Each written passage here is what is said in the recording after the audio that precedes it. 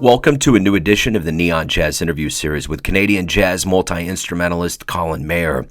We had a good conversation about the new 2022 CD he has out called Joyride. We talked about his life in music, COVID, and the future.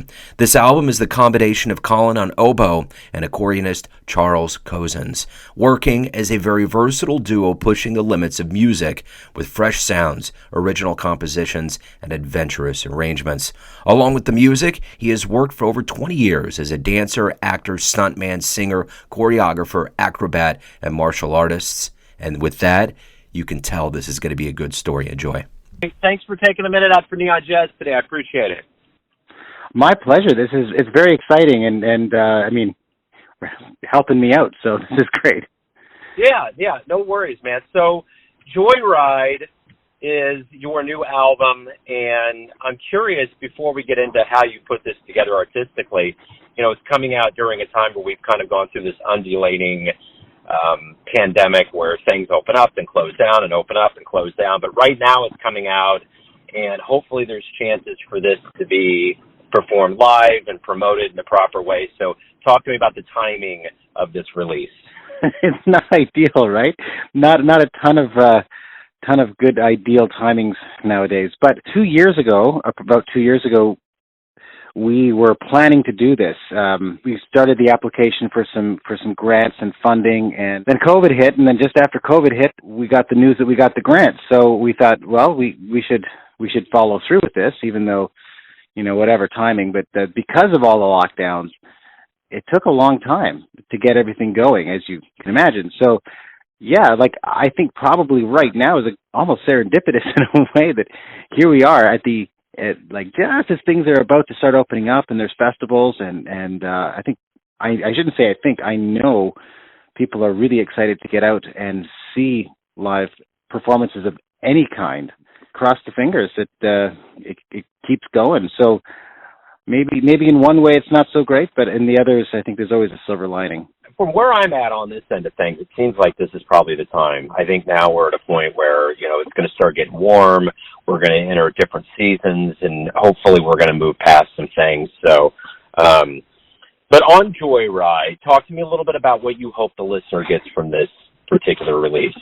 My partner Charles and I, we like to have, obviously, like the fact that I'm an oboist and he's an accordion player. To me, that's always just quirky enough. But we're trying to play music that we love to have fun. The music on the album, like the way the name of the album is, Joyride, which is the name of the group. We can go. We like to take an audience kind of in different directions. Like you wouldn't a Joyride, just kind of a fun, spontaneous departure. So that's what we hope. That's what we hope people get from the album is just a beginning to end listening of the album that is spontaneous. You hear sounds that you probably would have never heard before because of oboe and the accordion, because of the songs we're playing on it. It's not necessarily the typical music that you'd hear from these instruments. We've interspersed these little stories, and the music follows the stories afterwards. And so that's, I guess, in a nutshell, hopefully they have a quote-unquote musical joyride of their own listening to it.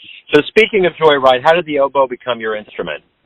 When I was in junior high, starting band, the band teacher, everybody's picking their instruments, and trombone was actually my choice, but I was short and at the time, and the band teacher's like, maybe not trombone. You might not have as much success. But then he found out that I played violin, Suzuki violin from from age 3. And so he said, well, you got a good ear. Why don't we put you on oboe? And so it was kind of chosen for me. I play other instruments, but as an oboe player, there's always seems to be an opportunity to play. There's always a band or an orchestra or something where they need an oboe player. So that just kind of kept going and going and going. And next thing you know, I'm in university doing this, and then I'm working and kind of became the instrument. And I love it. I love the instrument. I love being able to do stuff on the instrument that, I guess, and doing whatever I want to do. That's, you get good on an instrument, and I guess same with Charles with his instruments too. kind of just kind of becomes who you are in some ways, but also doesn't totally represent you as a person. It's just, this is the instrument that I just happen to play, and I really like it. So talk to me a little bit about, growing up and, jazz influences and musical influences that really swayed the way you approach your instrument and your voice. That's a good question. So when I was younger, I guess I remember going with my dad to, some record shop, which at that point, there was cassettes, and I would buy these cassettes of the greatest hits of the 50s, greatest hits of the 40s, 30s. And I remember one of my favorite ones was the hits of the big band hits. And I listened to that tape forever. All Glenn Miller, all that stuff, a lot of the Benny Goodman stuff. And I played the oboe, and I didn't play the clarinet when so I always kind of was wanting to play in that Benny Goodman style or play in the big band style, that jazz stuff. And, it took me a long time to sort of try and breach that with the oboe. But that's sort of how it began. I loved, it was all that big band stuff, and then but university, I discovered Bella Fleck and the Flecktones. That was a huge, huge influence, because those guys are all masters of what they do, and they're all soloists, and they're all on such an incredible ensemble. After so many years, they're just incredibly influential. So that was kind of it, and I remember listening. Oh, it was another in Oregon with Paul McCandless, who was an oboe player, as well as sax and flute and clarinet and bassoon, I believe. So I started hearing all these other people who were, doing interesting things, like Bella Fleck. Well, he's a banjo player, but here he is playing classical and jazz. And here's Paul McCandless. He's an oboe player, and here he is doing this super cool avant-garde jazz stuff on the oboe. And I thought, okay, so that means it's possible. So that was a huge influence for me. So what was the first live jazz show that you saw that really made you think, wow, this is it, I've arrived? Boy, that's a good question. You know what? I think it actually came down when I was in university, because I was in junior high and high school, and I was in the jazz band. I played saxophone in the jazz band, and it's whatever. But we're all kids, and none of us are really any good. But then you get to university, and I'm still not good. I'm in my first year, but I'm seeing all these fourth year players who are the big heavy jazz guys. I remember it was a few of the guys from my university, listening to these guys play songs that were in 11/12 time signatures, Balkan jazz, or just so out of the box that I couldn't even understand it, and I was just blown away by how they could play. And they're only a couple of years older than me. that was probably, watching them play these university recitals. That was probably the biggest moment of going, oh wow, okay, I get it. I need to do this. So why do you love jazz? What is it that you love so much about it? Well, as a classical oboe player, everything is incredibly regimented. We have to make our own oboe reeds. Like you don't really go to a store as a professional oboe player and buy a box of reeds like a clarinet or a saxophone player would do. So you meticulously make these reeds, and you meticulously practice these 16-bar excerpts from symphonies, from different orchestral works. You practice all the solo, all the Mozart, and all that stuff. There came a time when you're afraid to actually play any note, because no matter what you do, it's going to be wrong, or that's how you feel in your head. I don't have trained, I guess. Maybe you just sort of feel trained that it has to be one way or it's wrong. It's either perfect or it's wrong. Like a 97% of your playing is just not good enough.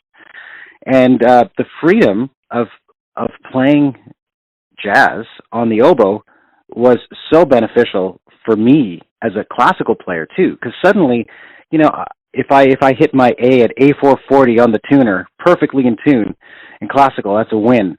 But in jazz, it's not. It's good, but you can bend it. You can be sharp. You can fly it. You can use pitch to influence musical lines. You can use different tones. With a lot of classical music too. Here's the very specific tone that we want you to play, and try and match every other oboe player who's played in the past 200 years. We have recordings of all of them, so no excuses. But with jazz, it was, again, all of a sudden I could play with different colors of the instrument, and because I'm playing it in this style, everything was good, and it really opened my mind to not be as worried about playing classical. So it was incredibly influential for that, and so I've always come back to jazz throughout my whole life. Really used it as a way to find out who I am as a musician, and that was basically it. Everyone has a perception or an idea of who they think you are, your family, your friends, your fans, but ultimately you live your life. You have a perception of yourself. Who do you think you are? Whoa, you got some good questions here. Wow. I think that at the end of the day, I think that I love to perform. I love to be with people. I'm a very social person. Playing music and performing has always been a way for me to do that. I like to try and be as unabashedly honest and be myself when I'm on stage, and I try and live my life as honest and to myself every day. My son gave me my son's 18. I don't know if this happened very recently. We were walking around somewhere, and I was, hanging out with him and some of his friends, and then I met some, we were at a store or something like that, and I'm talking to the cashiers, and my son afterwards, he said, you talk to everyone the same way. And I thought, oh, that's like the best compliment ever, because that's kind of what I wanted to do. I wanted to feel like, yeah, everything that I'm just me. I'm not going to try and, I don't want to be, not that I wouldn't change or adapt for people at all, but I want to make sure that I'm being genuine as much as I can, and hopefully that a genuine approach, that's the goal, is that hopefully that makes it into the performing, and then, you connect with an audience on a much deeper level if you're being genuine, because they can spot if you're not. Yeah, that's wonderful, man. I love that. Hey, man, thank you for taking a minute out for Neon Jazz. Thanks for the music, and good luck with everything as hopefully the world opens up and you get to promote the new album.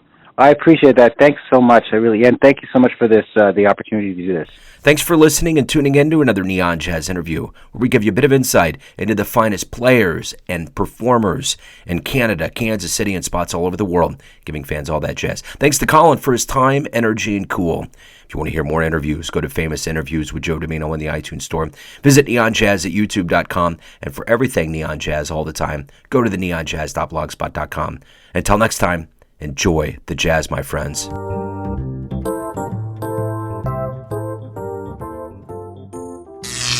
Neon Jazz.